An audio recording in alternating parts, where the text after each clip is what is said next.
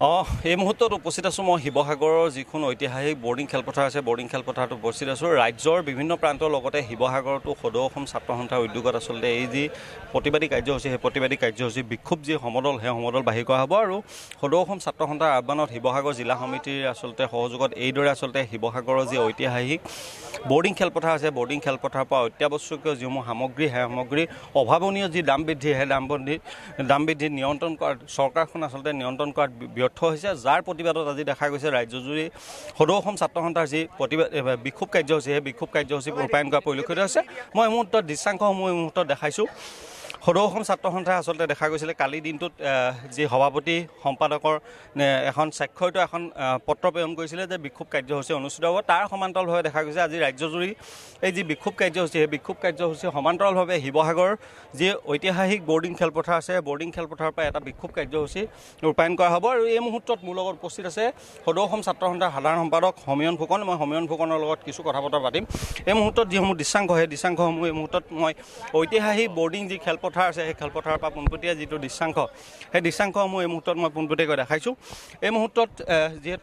যিটো পৰিৱেশ সেই পৰিৱেশটো দেখাইছোঁ এই মুহূৰ্তত সমীৰণ ফুকন আছে মই তেওঁৰ পৰা আচলতে কিছু কথা পতা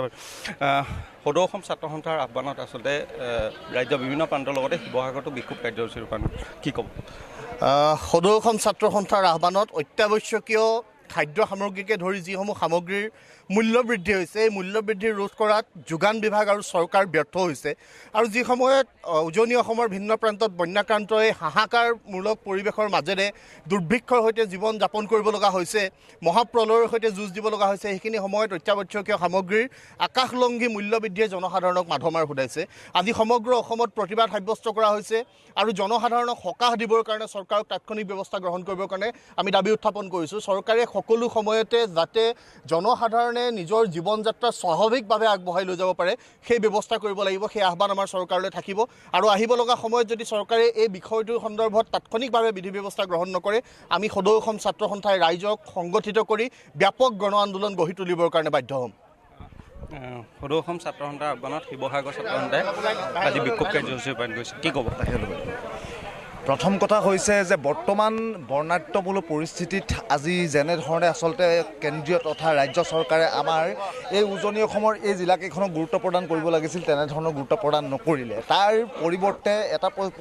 বিষয়হে লক্ষ্য কৰিছে যে আজি সদৌ অসম ছাত্ৰ সন্থাৰ আহ্বানত আজি যি আচলতে বিক্ষোভ কাৰ্যসূচী ৰূপায়ণ কৰিছে এই বিক্ষোভ কেৱল মাত্ৰ সদৌ অসম ছাত্ৰ সন্থাৰ বিক্ষোভ নহয় এই বিক্ষোভ হৈছে সমগ্ৰ অসমৰ ৰাইজৰ জনসাধাৰণৰ বিক্ষোভ আৰু বিশেষভাৱে এই ক্ষেত্ৰত সদৌ অসম ছাত্ৰ সন্থাই জনসাধাৰণৰ যি আচলতে দুখ দুৰ্দশাক অনুভৱ কৰি অত্যাৱশ্যকীয় বস্তু সামগ্ৰীসমূহৰ যাতে মূল্য বৃদ্ধি হ্ৰাস হয় তাক লৈ পেলাই অতি শীঘ্ৰে ব্যৱস্থা গ্ৰহণ কৰিবৰ কাৰণে আমি আহ্বান জনাইছোঁ নিশ্চয়কৈ মুজাক্কিৰ সকলোৰে এটাই কথা এটা সময়ত যিটো সময়ত বানৰ পৰা মানুহে এতিয়া পুনৰ সংস্থাপনৰ কথা ভাবিবই পৰা নাই উজনি অসমত তেনে এক পৰিৱেশৰ সৃষ্টি হৈছে আৰু তাৰ সমান্তৰালভাৱে ৰাজ্যৰ ঠায়ে ঠায়েও বান পৰিস্থিতি দেখিবলৈ পোৱা গৈছিল তেনে সময়তে হঠাৎকৈ প্ৰত্যেকটো বস্তুৰে দাম বৃদ্ধি এতিয়া জনসাধাৰণক জুৰুলা কৰিছে আৰু সেয়েহে আছু আজি ৰাজপথলৈ ওলাই অহা পৰিলক্ষিত হৈছে ধন্যবাদ জনাইছোঁ মুজাক্কিৰ আহমেদ